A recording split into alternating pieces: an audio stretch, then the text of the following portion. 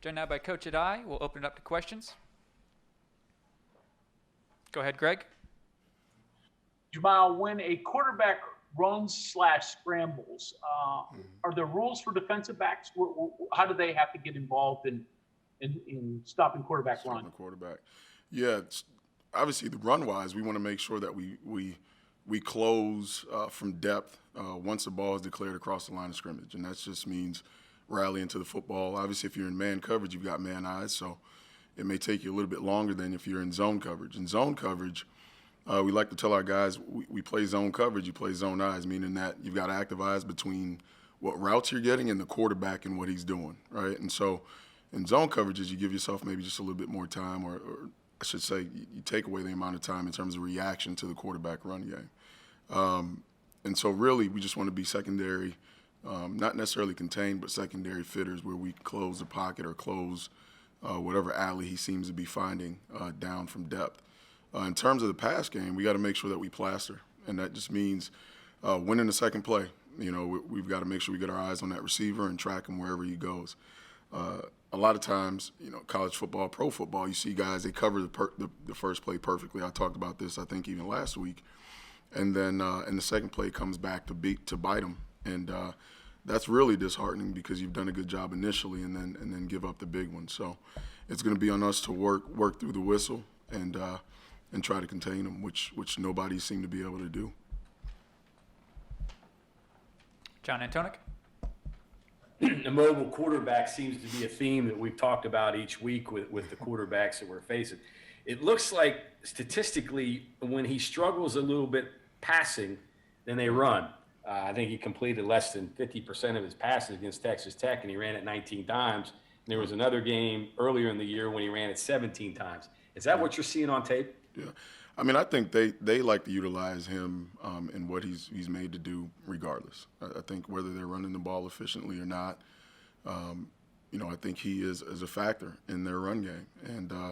And he's elite at it. I mean, I think you can see a few clips where he's taking the ball 60-plus yards vertically down the middle of the field on really good defenses. And so, you know, hats off to them for understanding that he has the ability to hurt defenses there and utilizing them in that way. But he's also able to make the throws. I think he's really poised within the pocket and not necessarily afraid of what's coming at him. And anytime you've got a quarterback that handles himself in that way, it definitely adds a little bit of added pressure on the back end because you got to be really elite in coverage. He's got his eyes down the field at all times, and the kid's a good football player. Good football player. Greg. Jamal, how much do you pick Jalil's mind for what NFL guys do? And can you incorporate NFL schemes into college as much just because it's, you know, can be a different game? Yeah, not very much. I think more times than not, when we talk, we want to get away from the game. It's almost refreshing to just talk about family and so on and so forth. There's been times where maybe I've asked, hey, what were y'all playing on this play or whatnot, but never really gotten into it at depth. I think there is some carryover in certain spots.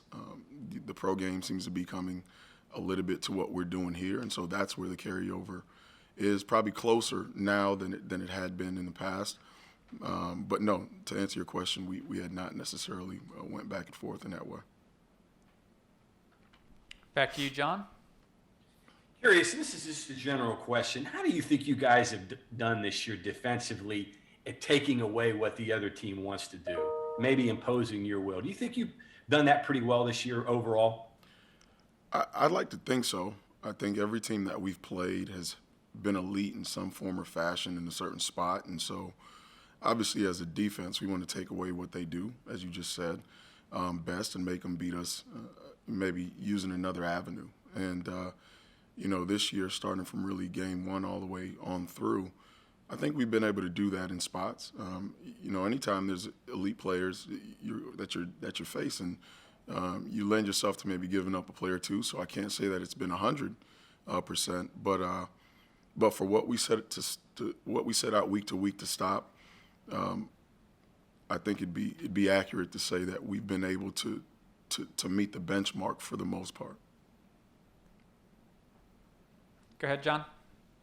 And curious, I know you're studying Gary Patterson's offense, Right. but he's done a lot of innovative things on the other side on the defensive end. Has there been occasions when you've studied some of the things that he's done in the secondary, the way they cover, the way they take away things, and incorporate it in what you do? You know what? Not necessarily have I studied them. I will say this: I've always looked at them as a really elite unit. I think they're really well coached. I think if you watch them, you can see that they're aggressive, and they get after you. And so anytime we're watching teams, obviously we play obviously the same teams. You see them week in and week out basis, and they're always a bunch that seems like they've got it together and really attack the football when it's in the air. And you respect that as a coach. Regardless if it's competition or not, you do respect good football, and I think their defensive back end plays good football. Go ahead, Greg. Jamal, you came up with West Virginia when the 3-3 was unusual in college football. Now that 5 safety look, whether it's from a 3-man front or a 4-man, is commonplace. Is almost everybody run some sort of variation of that now? Yeah, credit Jeff Castile. He was before his time, right? The old wizard. But no, I think it's just you've got also a different athlete in the sense where, back in the day, I think safeties were known as more kind of pluggers and not necessarily cover guys. And then, the advent of the quarterback run, you had to kind of be able to do both. And now you put, you take, really your, I guess, run-of-the-mill Sam linebacker and you switch him out for a nickel, knowing that we have to now match slots that can also play out of the slot receiver. And so, like you said, the game has evolved to where now you need that speed on the field and athletes that have the ability to not only play the run game but also play isolated coverage. And, the 3-3 stack, I think that was probably the start of not only having extra athletes on the field but also being able to leverage the football and take away the run game. I think what was probably most impressive of those years was the fact that you got 3 down linemen and teams consistently could not run the football on it.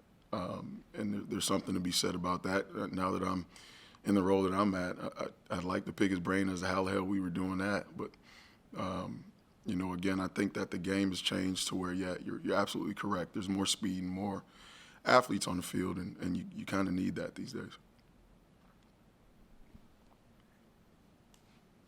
Kevin Kinder. Would like to played in this defense as that extra safety? Seems like that would really fit your talent. You know what? I think the odd stack did the trick. You stand in the middle of the field, no rules, and just go hit people. I don't know that that's legal these days, but whatever.